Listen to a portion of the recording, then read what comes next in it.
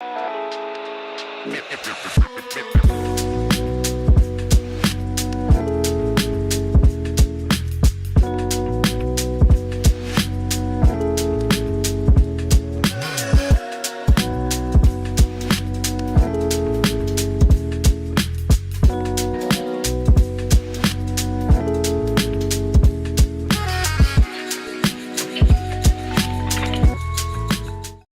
what the hell? I don't know.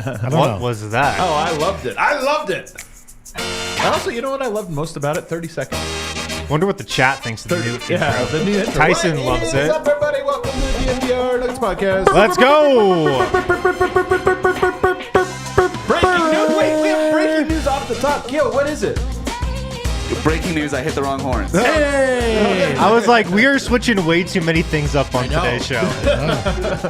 We do have a full show for you today, though. Lots of topics, lots of off-season topics. We didn't talk about the Hall of Fame, which happened over the weekend, and it got me to thinking about Jokic's eventual Hall of Fame.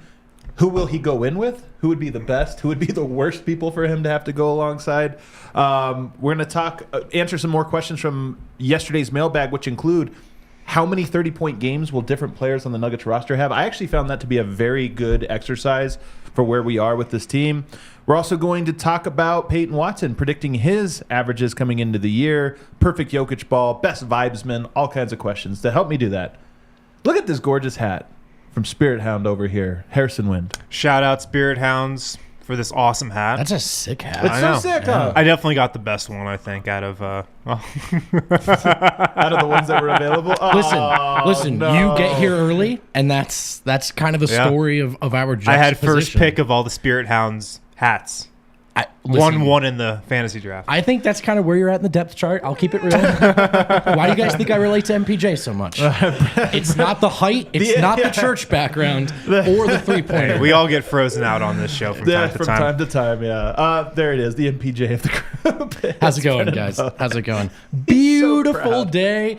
I really like my hat, and I like my shirt, too. I feel comfortable. I feel confident. That is a wild shirt. I don't feel as comfortable and confident as I did 2 seconds ago. Oh, man. You have to be a special type of person to pull off that shirt, and you can pull it off. Thanks, man. That's what I wanted to hear. What a compliment, man. Harrison's compliments are like the warmest, nicest thing, isn't it? Because it kind of hurts him to do it. Yeah. The embrace of a grandpa or something. It almost has that energy to it. Wait, you have a one-shot in this studio? I do. No, only Adam. Only on Adam? Gosh, I look so good. Host cam. Wow, my hair's on point. Everything's looking good. Guys, did you watch the Hall of Fame speeches this weekend? Through Twitter. I did not. Like through Twitter. No. Isn't that typical, though, of the Hall of Fame? I was thinking Dude, about I was trying to watch it. It's on NBA TV. I couldn't even watch it. It's really... Well, first of all... I was actually trying to watch it, but I could not. It's really long, first of all. That's part of it. And then the speeches... Who was it? It was Andre Iguodala who once said... Does anyone remember anyone's Hall of Fame speech except for Michael Jordan? Right. That's like literally the only Hall of Fame speech you truly remember. Mm-hmm. And no other ones do you. So it's kind of like one of those things where everybody gets nervous for. It's like a big deal. And then I was thinking about it because Dirk made to the Hall of Fame this weekend. Well-deserved, of course. And if you were a Dallas fan, that was, and I know a few, Kirk Henderson, friend of the show, that was a really big deal. He's the ice guy for you podcast listeners. He's forever the ice man. It's so great. He chewed ice on the show once. I was very distracting. But Dirk, I was thinking when Yoke eventually goes to the Hall of Fame, we're going to be dialed in. Of course. You know what I mean? And we'll remember every bit of it. But nobody who wasn't like us, a diehard Jokic fan, won't be. The same with Dirk. I love Dirk. He's probably in my top 20 all-time favorite players. Did not watch his Hall of Fame speech. No. I mean, Dirk was also, I think, my second favorite player. Ever? Behind Jokic? He was the second guy who I identified as my favorite player. Who was the first? Rip Hamilton, actually. Yeah. Huge upset. Yeah. Huge upset. It was Rip Hamilton, then Dirk. I love Dirk. I hated the Heat. I hated the Heatles during those finals. I was always rooting for Dirk. I love Dirk. But no, I did not watch. I was not dialed in for it. It's funny that you went right to the Heatles era, Dirk. Because you weren't thinking you were rooting for him against the Spurs. Was that before you were really dialed into basketball? Yeah. Yeah. Before you were... So. What about, who's your favorite player coming up? It was LeBron. It was LeBron. It's so weird for me that that's your guy coming up. I will say this: there was an early. Forget It's how not. young you It's guys not are. the same thing at all. But there was an early hint of Jokic to the way LeBron was misunderstood, and there was a little bit of pushing the game forward with I'm sorry, that guy's open. I'm making that pass. Right. So I was actually just blown away by watching him play every night. It wasn't like a sentimental attachment. I was just, this is one of the best athletes I'll ever see. The chat, by the way, saying you're more AG than MPJ. What do you think about that? They're saying that in a nice way. That's a compliment. From the But chat, it's an that's a insult to compliment. you. It's a compliment. For me, I'm just happy to be on the team. There you go. So Dirk, he goes in. But what I thought was most weird about this is that he went in with Tony Parker, a rival, and Dwayne Wade, another rival. It was awesome, actually, I thought. I thought it was, I don't know if I would say it's awesome, but I thought it was interesting. And there were parts of it was cool. And again, I was like you, I watched this through Twitter, so I wasn't dialed in, but I watched all the clips as they were cut. And I did see that Dwayne Wade in particular called out Dirk. It was just kind of we didn't like each other while we were playing, but I'm honored to be on this team with you guys. Remember that one time when I faked a cough in the hallway and said you were faking being sick? This is, which by the way, can we go back? I don't know if people remember this. Who gets sick in Miami? Well, yeah, this was in 2011. That's a great line. But I just thought it was weird that they were I thought that was weird that it was such a controversy. Well, if you remember back then, the Heat were the dark side. Yeah, everybody hated the Heat. They were the villain. Right. So the fact that it was them doing it was these fucking guys. If they won, we wouldn't talk about that moment so much. It's because they did it, and then Right. Dirk kind of had his Luka, everybody's tough when they're up kind of thing. And I think you're right, but I just remember at the time everyone hated LeBron and the Heat so much that they blew that out of proportion. I was like, that's a minor offense that we're treating like it's some big deal. It was pretty hilarious. It was pretty funny.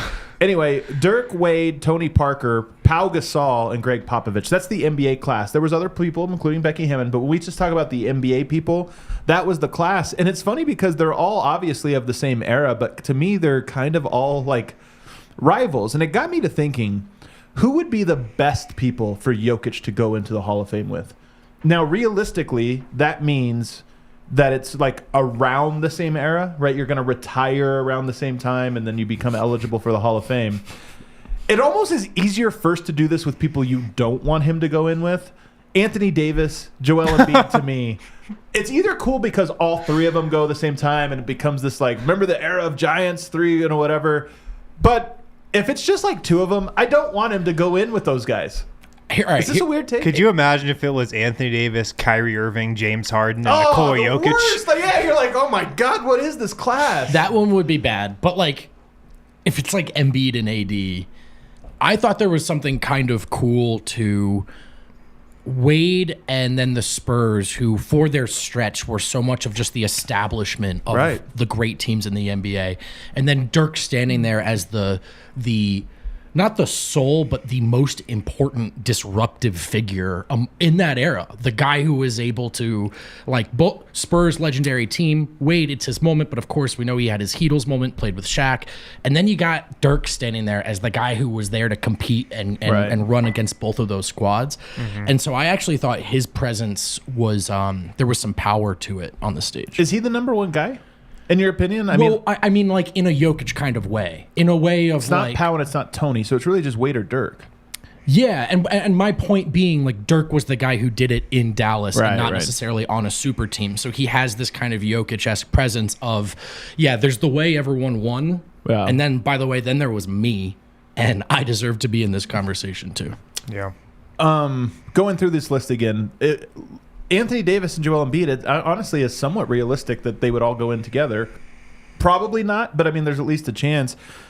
Would it suck to you? Do you want? Is it important for you to Jokic be the number one guy in his class, or is it who cares? It's who cares. I think. I don't think it's really going to matter who he goes into the Hall of Fame with. Rivals. I mean, if he goes in with a teammate, that'd be pretty cool. You don't really see that often. But seems unrealistic. I don't think it's really going to matter who he goes in with. All right, who would be the best? I made a list here of some guys that are possible candidates here. Kevin Durant, Jokic might be on the same retirement timeline. Doesn't move me. It doesn't move me either. Giannis. You got the international thing, I guess. That one would be cool, actually. I think it'd be cool. Because I think, like I was saying earlier, From Stark Arena to Springfield.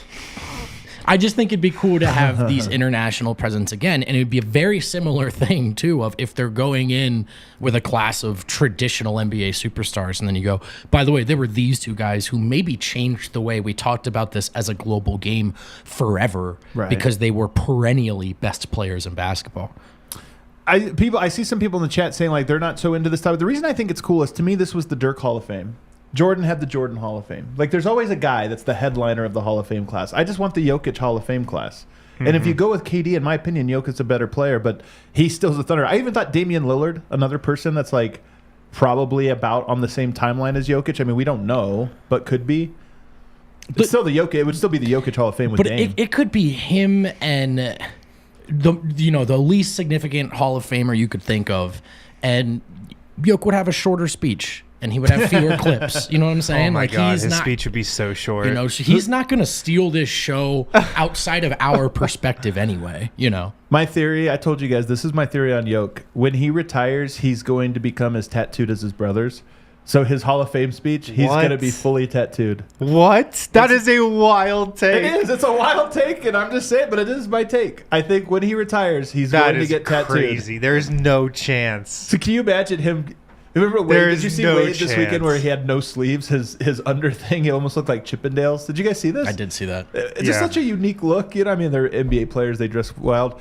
But I could see Jokic like just tattooed all over. You could see him tattooed? What? You think this is as crazy as Wynn does? What? Yeah, absolutely. First of all, absolutely. What's Jokic's post-career plans? Like, he's going to be in his farm. Doing Duncan. Exactly what he's doing right at this moment. Tim Duncan. We see him once every 7 years, and he looks a little bit older, and he looks like he hasn't worn serious clothing in a decade. Tell me in the chat if you agree. This is a wild take, but it's my prediction. Is this the take that you were hyping up? No. Pre-show? No, that's not the take. Oh, okay. That is wow. I would be absolutely stunned if he was tatted up post-career. Stunned. And then I was thinking again about who would present Jokic with this. Like Tim Tetrick. That would actually be really Wouldn't cool. it? Does it have to be an NBA player? No. Or a former NBA player? I don't think so, no. Tim Tetrick. Does it have to be somebody in the NBA universe? It doesn't. I mean, he could literally have a Serbian guy or something, you know, like... I was wondering, there's not a leading candidate. You know what I mean? There's not like a leading... If you're thinking about like a player. I mean, we're only halfway through Jokic's career, so there's a lot of time here. Jamal Murray, I would handicap as the leading candidate, maybe, just because it's like his running mate, Stockton and Malone, you know, kind of thing. But that would be awesome. Do coaches typically send people into the hall? Are they presenters for anybody ever? You know, to be honest, I'm not sure. It seems like it. So you think Malone would be next? I was thinking Ogie Stojakovic. Or Ogie is who I was thinking. A guy who has been with Nikola Jokic since he got to the NBA and who has been his right-hand man with the Nuggets for the last 8 years and will probably be his right-hand man with the Nuggets for the rest of his career. Vlatko Cancar. It could be. I mean, you never know, but I doubt it. There's no obvious person, and I just thought that was kind of cool. It could be a surprise, like when Jordan went in and he got David Thompson. It was a big surprise to people, right? It was how about D Wade going with Allen Iverson? Yeah, that's another one. That was out of left field. But again, it was like Jordan, where he was like, "You were my inspiration. I wore my that number because of you." So I mean, in theory, it could be Tim Duncan or Dirk Nowitzki or something, where it's like, "Oh, cool, we didn't even know," but that's his idol. Would be cool. From going from deep into the future to a little bit more recent here, one of my favorite things, we talked about this a little bit last week, but one of my favorite things is that the Nuggets left no doubt in this playoff run. But here we are 2 months later, and doubt has found a way back in. Just over the weekend, Kevin Garnett, on his podcast with Paul Pierce, made the following emphatic claim that Anthony Davis should be an MVP in the next 2 years because he can do everything Joel Embiid can do. He can do everything Jokic can do. Okay. Guys, we just had a series that it was 2 months ago. Have we? I haven't seen the clip. I've only seen the quote in a graphic. And I will say this. Emphatic. Well, that's the only way Kevin Garnett can say anything. I was going to say, I kind of think KG just gets really excited sometimes. And his point is that AD is arguably that caliber of big man, right? I bet you if you took him and sat him down and went skill by skill, would you say, can he do this like Yoke? He might say probably not. But I think you're right, by the way. He generally was saying he can play at that level, not he can literally do the exact same skills. I think he was saying he can it's also a bit of a dominate. call out. It not in a harsh terms, but this is what a lot of people have said about AD over the years. He should be in that tier because of all the skills and tools that he has. I think right now he is decidedly not in that conversation with Jokic, and by I think I mean I know. And so that's been the conversation with AD for a long time outside of the bubble is, why are you not that guy? And I wonder if that's kind of what KG was hitting to as well. I just think too many players have podcasts these days. There's too many NBA podcasts. It's out of control, and he just said it to get people to subscribe to his pod. Honestly, that's probably the only reason. I don't why. even think that was it. I think it was this. You're right. Too many player podcasts. But here's the thing. To make money at podcasting, you really have to be consistent. You have to do it often. Like I don't know that anybody's pulling numbers enough to do outside of Bill Simmons or some of this 1 or 2 a week. So these guys have to hop on the mic. It's like Draymond Green. His first few episodes, I was like, man, these are bangers. Then when he was like, I got to do 5 shows in every week for the off season, and he just starts talking shit. And I think he's like Manscaped. Get the lawnmower 4.0. I think this is KG where he's like, damn, I got to talk again about basketball. I don't know. Yeah, AD's as good as Jokic, but. I saw another thing that came out from Lakers people that had like LeBron and AD stats in the playoffs, and it said who's beating this team when they're healthy. And I was thinking, guys, it just are we going with they weren't healthy now? Yes. This is the thing. It's 2 months. Happening. It's only 2 months, and it's already come full circle to still the best duo in the NBA when healthy, hypothetically. AD better than Jokic still. I love it. We're back. We're ready for the season. We get to be champs and in your comfort zone at the same time. We're gonna be the first reigning champs to be underrated. You thought the noise about the coverage from the Nuggets was annoying last year? Oh, I can't wait. Let's go, baby. I cannot wait. Michael Malone's going to have to find a new slant, though. Yeah, he is. Obviously, they're on ring night. They got a day game on Christmas Day, it sounds like, which is 20 times better than the nightcap, which they're usually in. So you've heard about so is this actually a fact? I haven't seen I haven't seen it for certain, but that's how it's being reported. That's the rumor. Would be a big deal, by the way. Well, hold your horses. I actually think it's because I saw somebody tweet that it's due to a San Francisco 49ers game that night. Hold your horses. Hold your horses here. That's actually the reason. I was so pumped about the Nuggets. No, I don't think it's because they want to put the Nuggets in the middle of the day. I don't think that's it. I will say this, though. But what are maybe. the odds, Nuggets Warriors, if it does get that prime time slot, it's the #1 viewed game of Christmas Day? 0%. Really? I'm telling you, Nuggets Lakers and Celtics are playing. Yeah, but I'm telling you, dude, I'm out. I'm just telling you, I never think. Well, you are not the NBA watching population. We saw the numbers from the playoffs this last year. The Nuggets outperformed. They were extremely high on the Nuggets. It was Nuggets Lakers, but those were like the best rated. That was the best rated series of the entire playoffs. So I'm just saying, Lakers Celtics will get the most ratings out of any Christmas Day game. I think easily. Guys who haven't watched the league in 20 years are going to be like, have you guys heard about the Christmas Day is Paul matchup? Pierce still playing? Yeah. all right, let's take a break. On the other Here's the side, truth. How many 30-point games will the starting 5 players and bench guys have next year? I'm going to give you some stats on what happened last year and the previous seasons to help us project.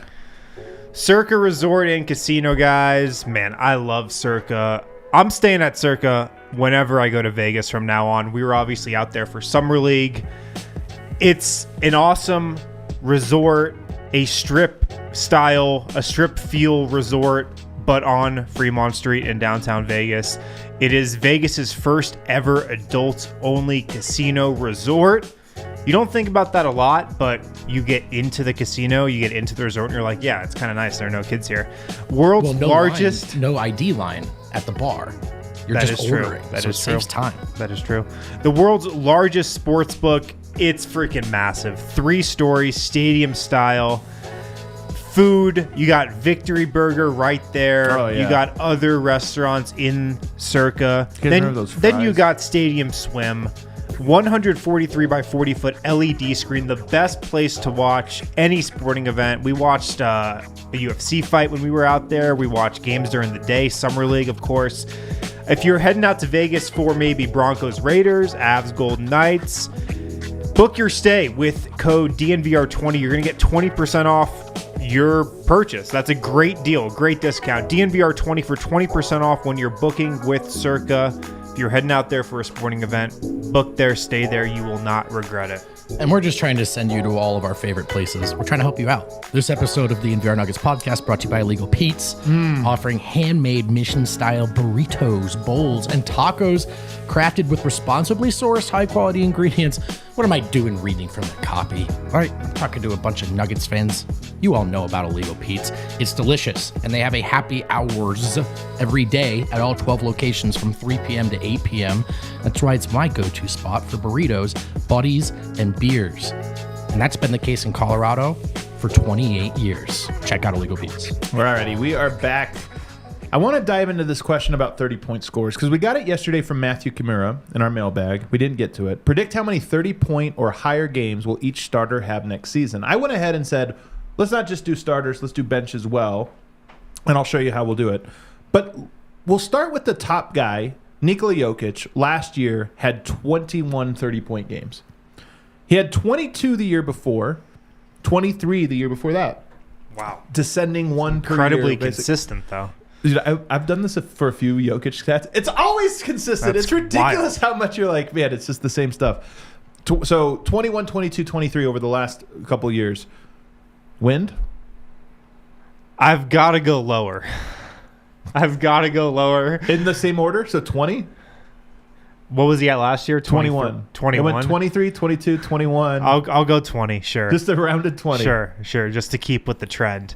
I got to go lower, man. I mean, watching Nikola Jokic at the beginning of last season, it was so obvious, it was so apparent that he spent the first couple months of the season, the first 20, 25 games, trying to get Jamal Murray into a rhythm, trying to get Michael Porter Jr. into a rhythm, trying to get the new guys up to speed.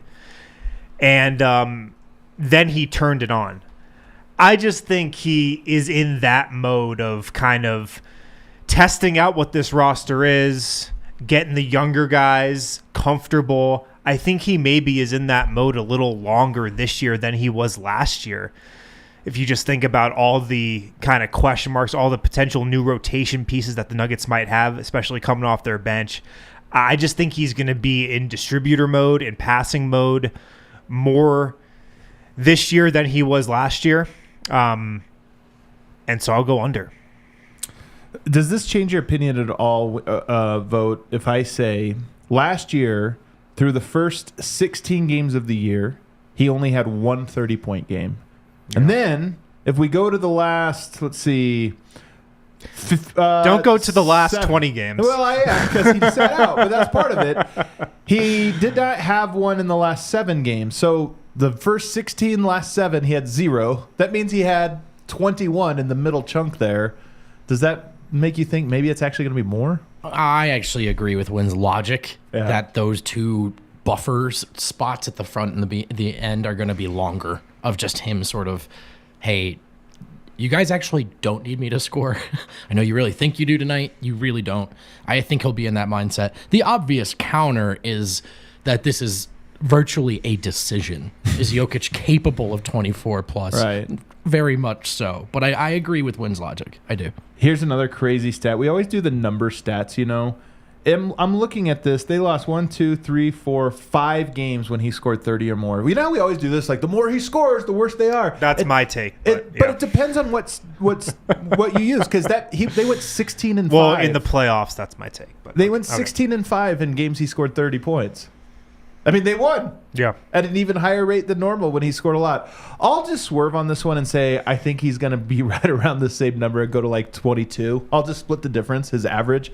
Because I actually think that when the game gets easier, when the ball is popping, he scores more because the defense is scrambling more. And I just think that this year it's going to be a perfect push and pull where there'll be like 3 games in a row, Jokic scores under 20. Then 3 games in a row, he scores over 30 as teams just like keep switching back and forth between strategies, and it's like, it doesn't matter. Just they're going to score.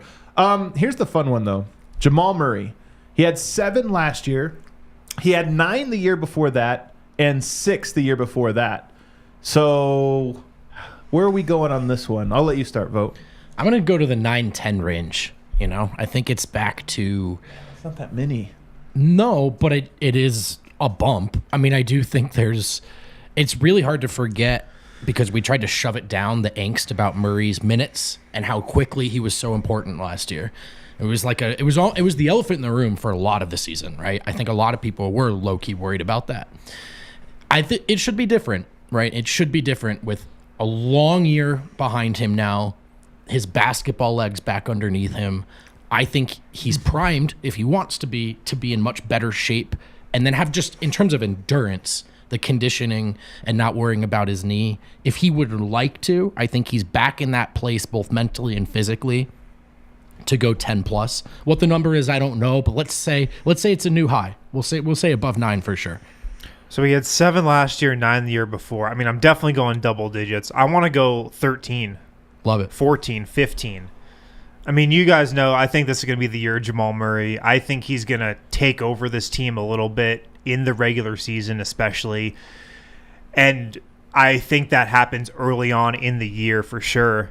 I think he has a bunch of these in the first, couple weeks of the season. I think he has a huge first couple months of the year. He's notoriously a slow starter. I think this is the year where that doesn't happen.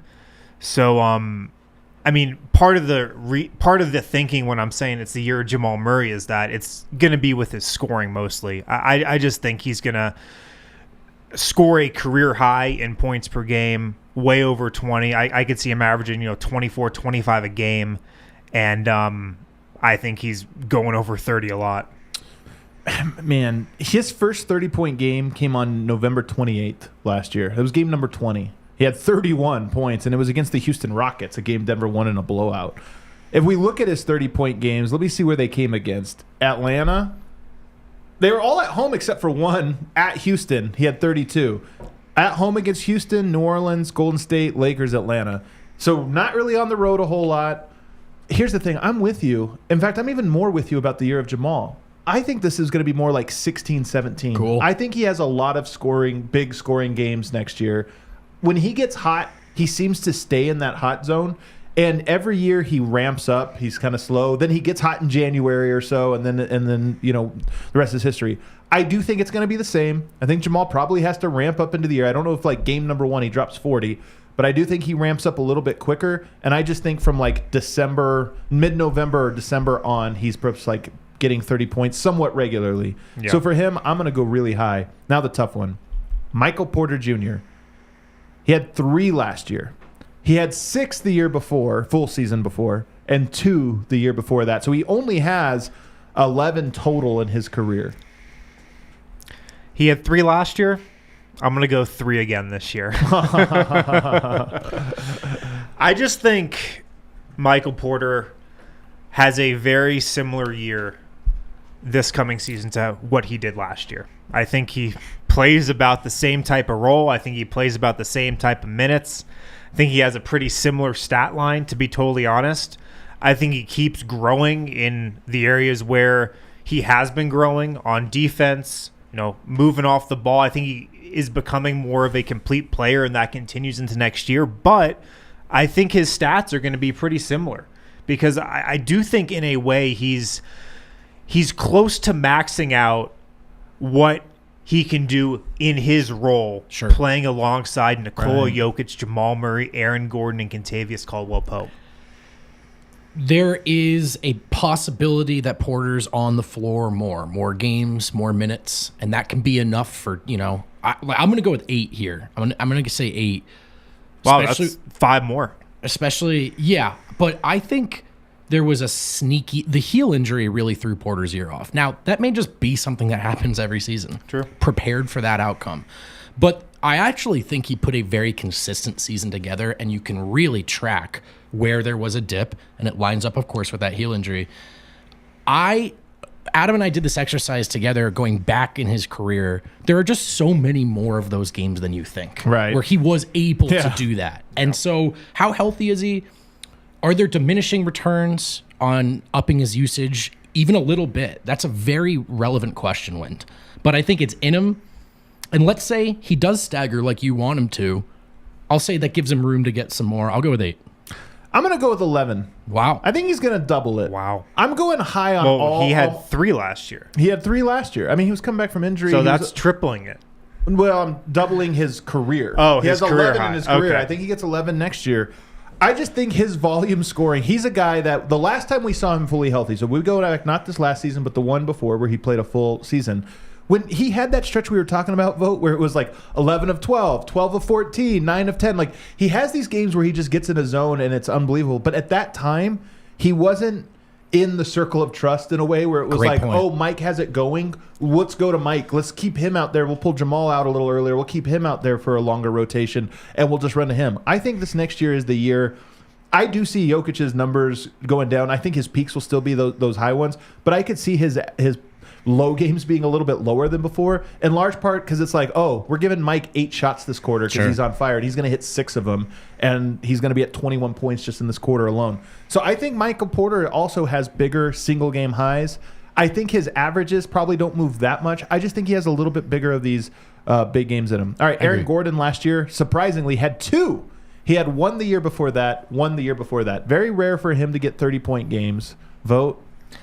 I'll say 1, but I'm going to get fun and say that it's against Orlando again. They play him twice. Are you sure you don't want to? Just once. Okay, just once. Okay. Just Yeah, I'll once. say he has 2 again. Okay.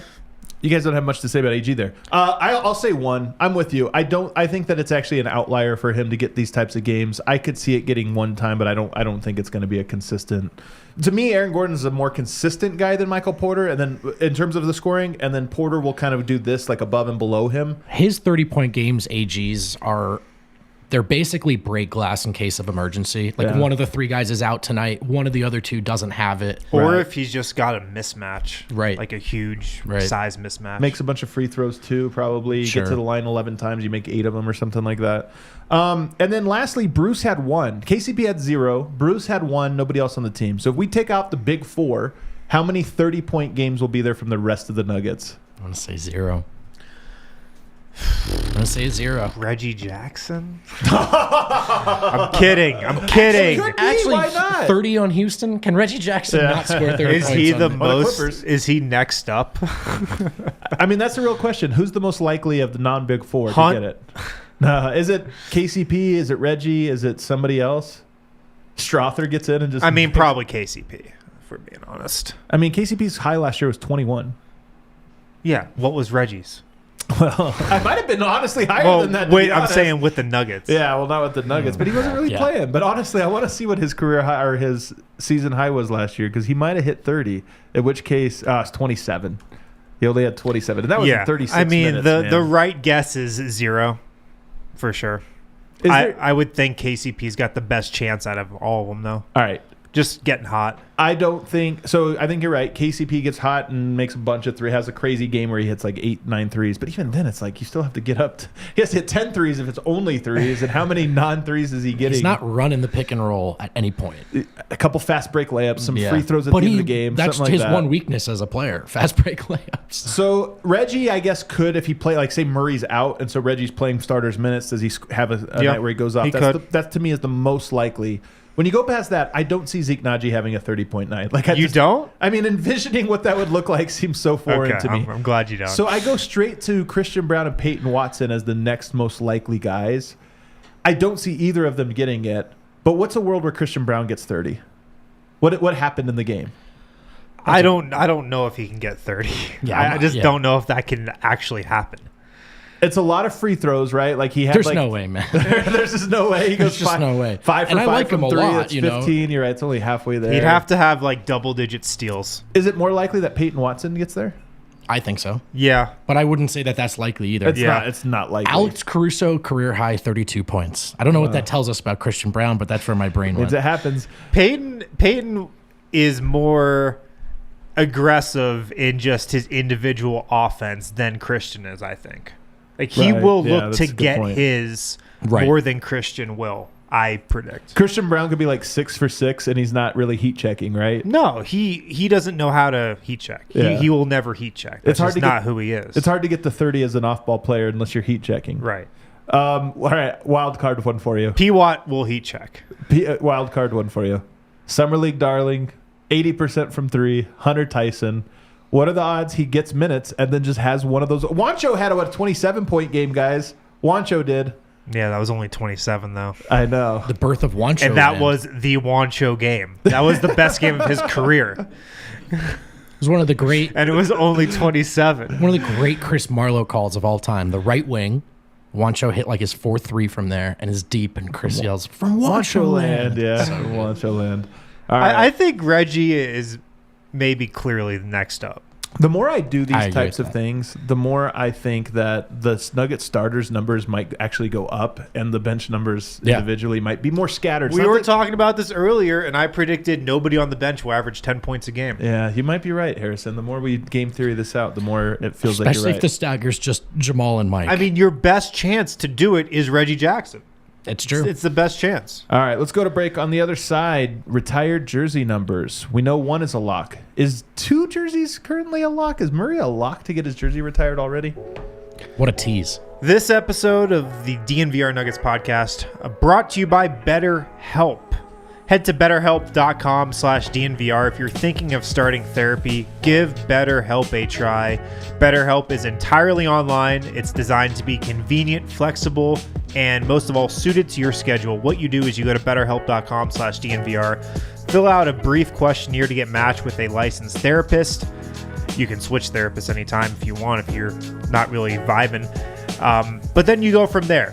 You get help from a licensed therapist. You're well on your way to a better quality of life. Head to betterhelp.com/DNVR. Like I said, just answer a few questions about yourself on a brief questionnaire and your goals, what you want to get out of therapy. You'll get an email right after that, and you'll be matched with a therapist. You guys can start talking right away. It's super easy to do. Let therapy be your map with BetterHelp. Visit betterhelp.com/DNVR today to get 10% off your first month. BetterHelp.com/DNVR. Get 10% off your first month. The burritos so nice, we're telling you about them twice. Legal Pete's again, and why not? They're worth it. Just check out their patios, check out their happy hours from 3 to 8 p.m. That's every day at all 12 locations. Burritos, nachos, just all the good stuff that you love from a sort of make-your-own burrito place. But then Legal Pete's has an edge because they got a bar. I love hanging out there. The vibes are great. The employees are great. The beer is great. The food is great. Illegal Pete's go-to spot for burritos, buddy, and beer. 28 years.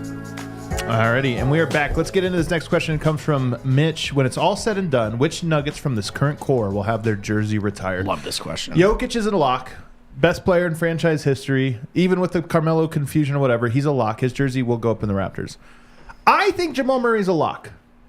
He won a title, and even though his averages are well below, his regular season averages are well below like some other players in franchise history, to me, he's a lock because of what he means to this team. Brought a championship and might be the second best playoff performer all time in franchise history. I mean, at least in that conversation. Yeah, I think he's going to be a lock. I agree. Is there anything about longevity? Like if he retired tomorrow, it's still like You retired? still do it. Is that sentimental? Is that too sentimental? Or it's like, no, man, He's the second most important. Well, he's arguably the second most important Nugget ever. Important, not. Yeah. You know, I'm not saying. I understand there are players with maybe David Thompson. like these massive legacies, and I understand that they matter to prior generations. I'm just saying there is one title, and it does not happen without Jamal. I'm also more lenient than a lot of people are on jersey retirements, especially for an organization like the Nuggets. The Nuggets, what do they have? 4 or 5 jerseys retired? I think it's more than that because now they put up Mutombo and 5 and Fat, Beck, Issel, Thompson, English, Fat, 6. Mutombo, and Dougmo. Oh, well, Dougmo, okay. So 6, yeah. I mean, the Nuggets actually have a decent amount for a team that has not won a lot, you know, in their history.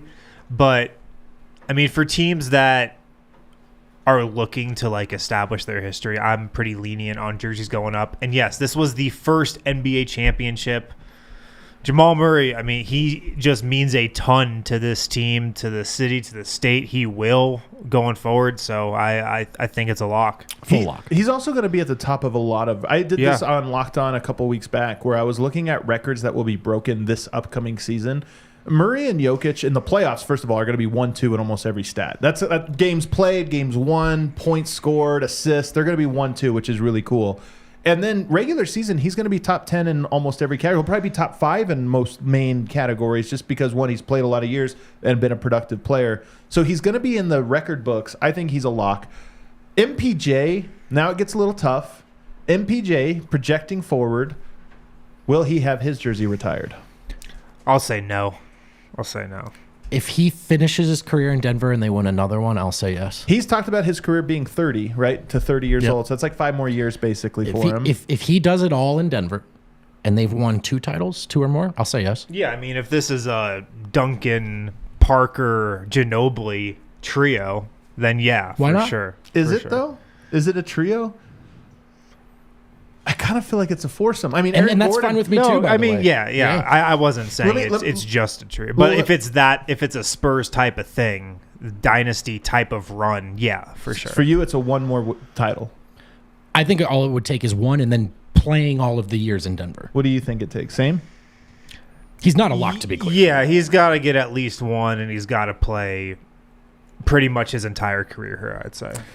I think there's a decent chance for it because, again, I think the Nuggets title window is still wide open. I still have a lot of faith in him. And Michael Porter, obviously, I think there's a good chance he plays with the Nuggets for at least the next 3 years, if not for his entire career after this point.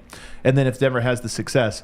But I almost think that Aaron Gordon, I also just think is going to be with the Nuggets for the next 3 or 4 years.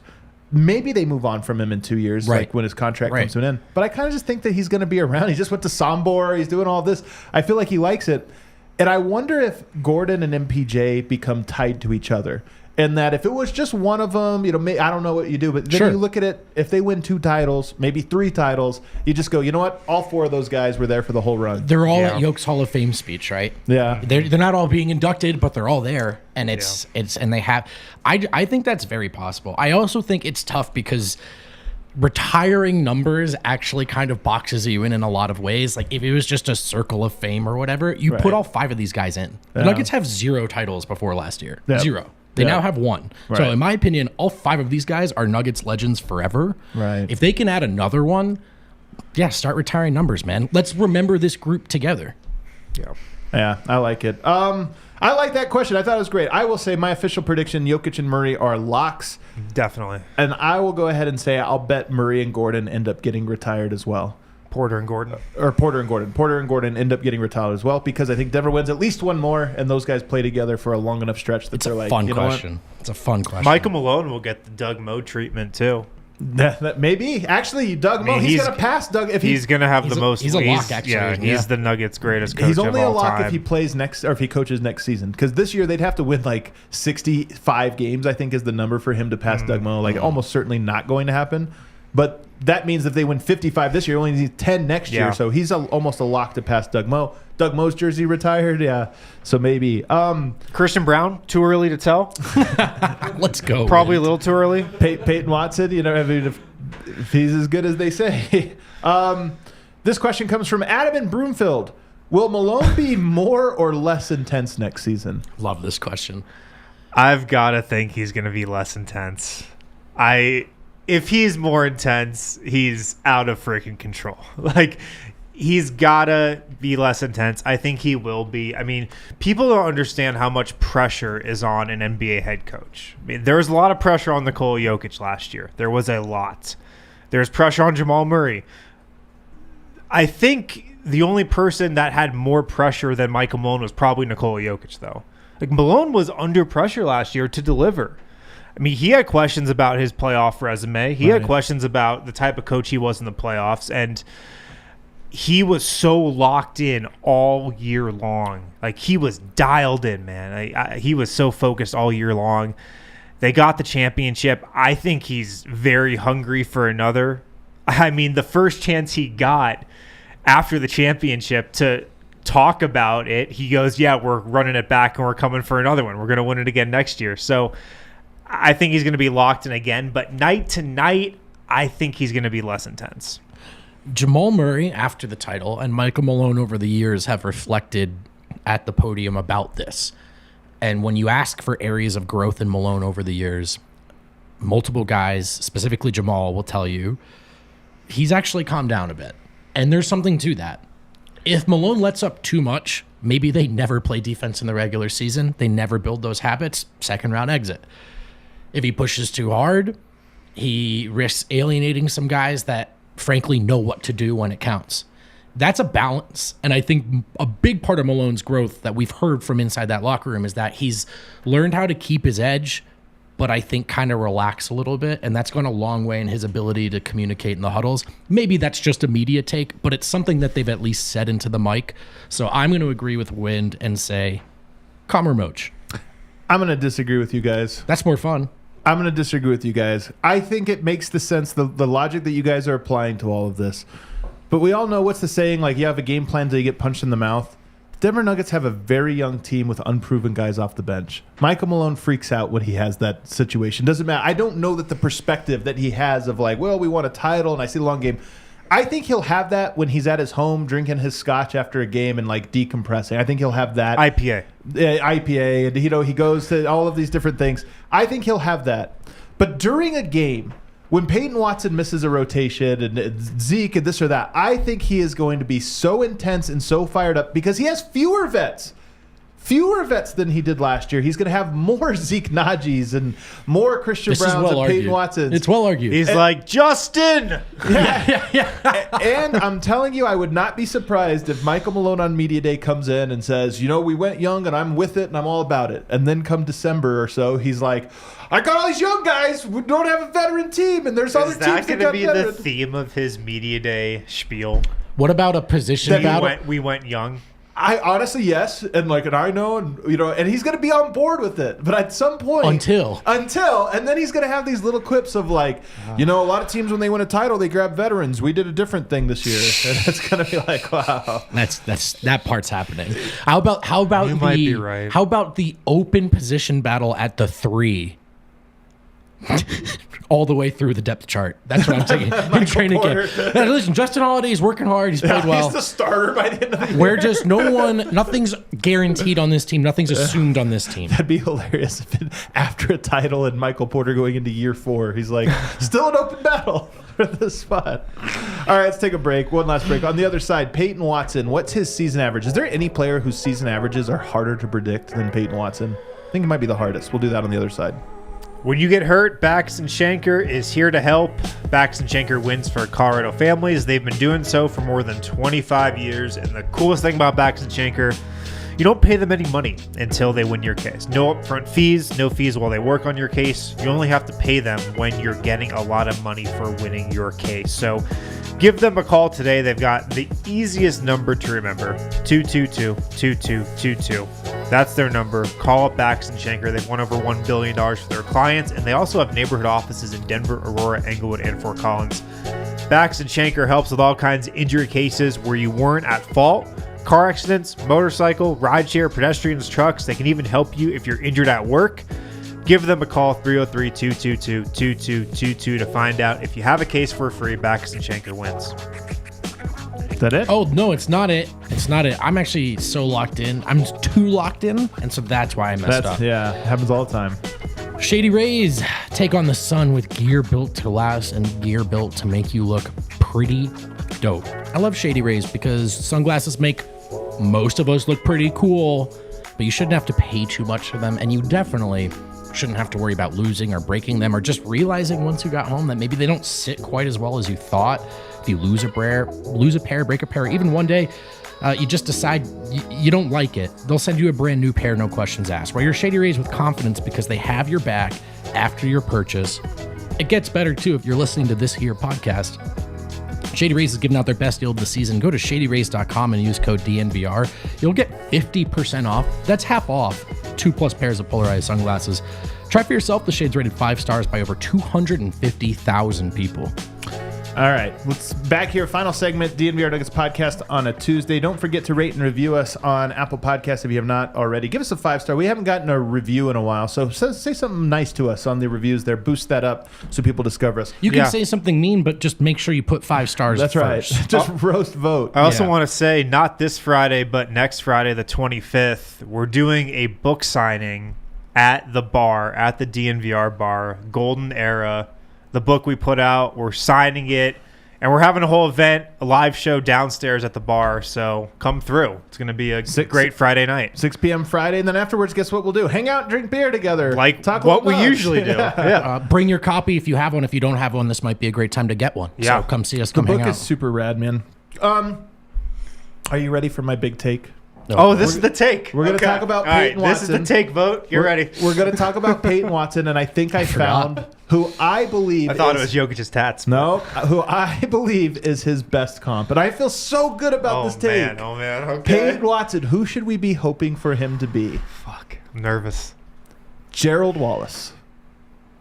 I really thought I'd have a stronger reaction. I was to hyped up, and now I'm not. You're not hyped up for this? Gerald Wallace was a great player. His problem was he played with the Charlotte Bobcats. Gerald Wallace, and the reason I thought of it was today I saw on the timeline only 3 players in NBA history have averaged in a season 2 blocks and 2 steals.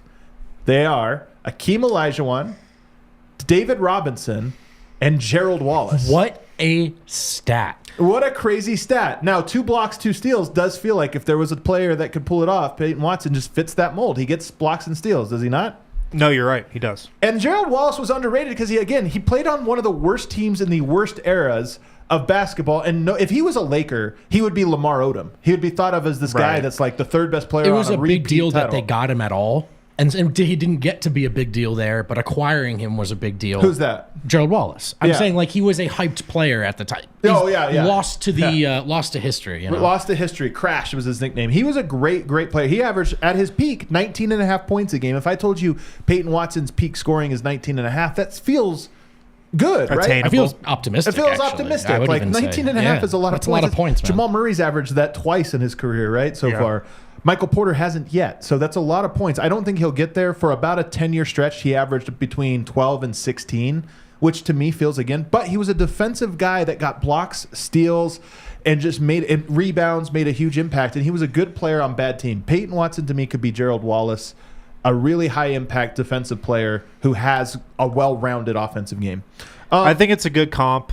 I really do. I'm not bullshitting. Not trolling I think it is a really good comp. Not one that gets the people going, but I think it's a realistic, accurate comp, even though I cannot for the life of me remember what Gerald Wallace looked like when he was playing.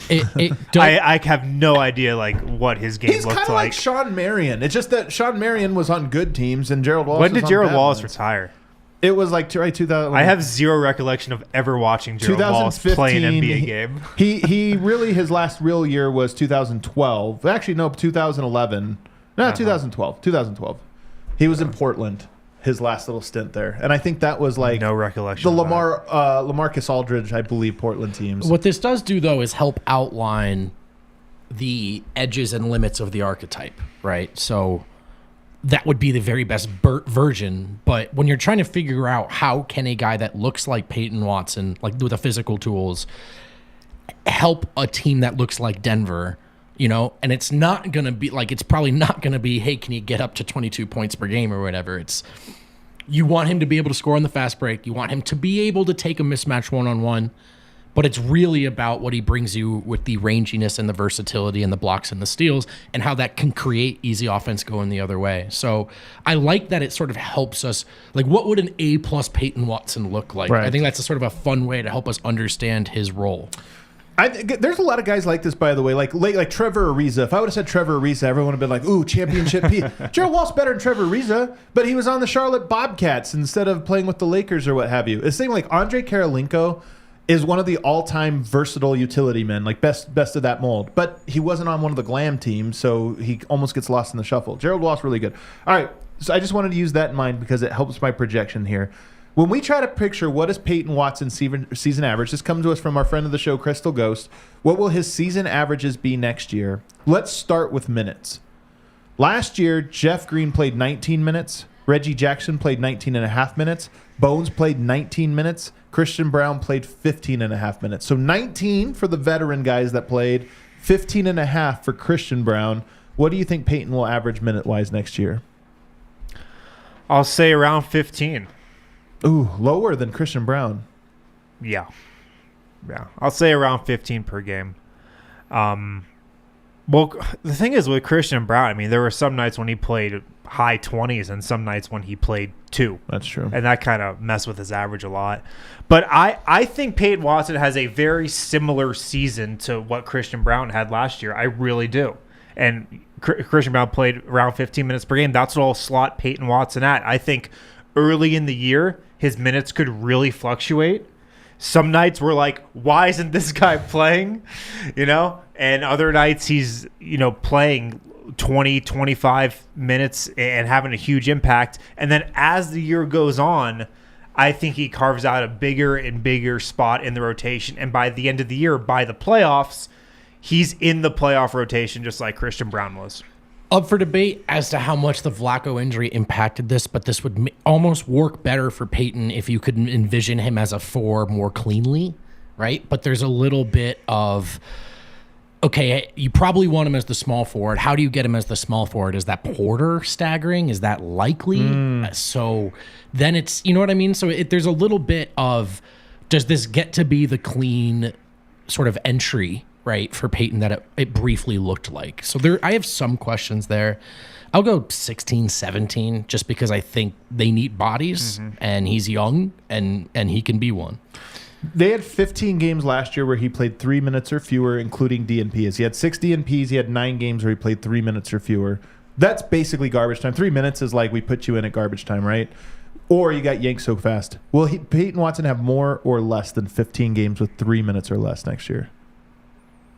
I'm sorry, can you say that question again? 15 games with 3 minutes or less, including DMPs. I'll say less. Fewer. Yeah, Fewer.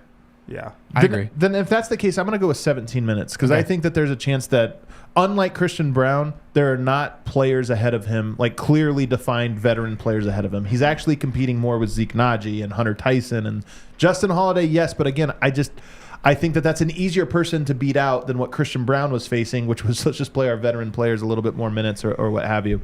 So I think 17. All right, let's go to points. Christian Brown last year averaged 4.7. Jeff Green averaged 7.8. I'll say he averages around 7 per game. More than Christian Brown did last year. Because what a lot of people don't know about PWAT yet and what they'll find out about him is like he can be an aggressive offensive player. He will look to score the ball. Where Christian Brown, there were a lot of times where he was almost afraid to look for his own offense and afraid to shoot it. A lot of times, sometimes hesitant to attack the rim, especially early on in the season. I think PWAT is coming into next season with a lot of confidence, a lot to prove. He's excited to have his first real shot at rotation minutes. And I just think he is at his core a way more aggressive individual offensive player than Christian Brown is. And how he would look for his shot can fit into this bench's hopeful MO in that if it's a transition and he sees a lane, or if it's a smaller guy trying to get back on D, Peyton's going to the rim. All right, maybe there's a big difference between his summer league mentality and his NBA mentality, but I would think actually not in that context, right? If it's a fast break, he's looking to score and he's confident about it. So there is a 5 to 6 points per game. I'll say 6 that he can pick up, I think, within the flow of what the bench is trying to do. I think it's 6 points. I will say, though, he played the minutes we're talking about. He played 17 minutes or more just 6 times, and he scored 5, 13, 3, 8, 10, and 6. So he scored 6 or more in 4 of the 6 games, and including a 13 and a 10. I think it's going to be somewhere around 6. If we go to rebounds, Jeff Green averaged 2.5, famously. Christian Brown, 2.5. What do you think Peyton will average? I'm very delighted to say 3. 3 sounds good. It's funny because that's a big bump up. It's just not that much because he doesn't play that many minutes. Right. But it would be a big rate bump up if he got all the way up to 3. I think Brown does this very well from essentially a guard position. I think it's different when you look like Peyton. You can jump like Peyton. Yeah. And stuff maybe once upon a time in Jeff's career he could have done, certainly was not doing in Denver. He should out-rebound both of those guys. I'm going to say 2.5 because I just think it's going to be in line with Jeff and Christian. Unfortunately, a slightly few minutes. Assists per game. Jeff averaged 1.2. Christian 0.8. Probably close to Christian. Probably under one. Under one. Yeah. Okay. I put over. Like, I feel like he might actually have a little bit more assists to his game than Christian Brown does, just because I think the ball will be in his hands a little bit more. Steals per game. This is the fun one. Here's what's crazy. So steals and blocks are what Peyton Watson does, right? These are the numbers we should maybe be a little more bullish on. Bruce Brown had 1.1 steals per game. KCP led the team with 1.5. So in 17-ish minutes, 15 to 17 minutes, what's he going to get in steals? I bet he averages at least one. Is there a chance he leads the team in steals off the bench? Yeah. The Nuggets don't really get steals. Yeah. There's a chance. KCP would have to catch. 1.5. Sure, it's on the table, but I'm just saying that's the guy he's racing. I mean, KCP does steal the ball. I put 1 because I think he's going to get 1 a game. And then blocks, 1.1, I'm sorry, AG led the team last year with 0.8. Man, the Nuggets did not block shots last year. They never I think really PWAT's going to have more blocks than steals. He gets a lot of blocks. Like jump shot blocks. That's his thing, yeah. Yeah, he has like a wider margin for error and knows it. Maybe arguably an area of improvement as well, but I think sometimes he's a little willing to let you, all right, you got that first step, but I'm blocking this from behind, you know. I put 0.9 steals, 1.1 blocks. I'm with you. Slightly more blocks than steals, but I kind of feel like he might get 1 a game. And I do think that Denver, if I'm Malone, I'm building that second unit's identity around going for those. Because I just feel like, you know what? A defensive-minded second unit? Except for it's a specific type of defense, this right? Is Michael Malone's music. Well, it's not necessarily just a perfect contain. It's a let's fly around, man. We have guys that can shoot the cap. That's my point. Yeah. I feel like there might be a little bit of we have this guy that's so good at that. Let's play. And that's even if you think about the defensive highlights we've seen from Peyton so far, which by the way are bona fide highlights, it's really not him locking up a guy and staying in front, right? Yeah. It's him wreaking havoc, blocking those Steph Curry shots most memorably. But that's the kind of thing you can do when, okay, it's PWAT, Christian's out there, Zeke Naji's out there. These guys can fly around. These guys can switch. These guys can kind of take some more gambles. So it's probably not as disciplined as Malone wants. But again, you want to run. You just want to run. Yeah. All right, that's Peyton for next year. It's hard to project, man. I honestly feel like he's the hardest player to just kind of know what we're going to get from. I do think the steals and blocks are almost the easiest to project because I just think that's the one thing he does in any setting.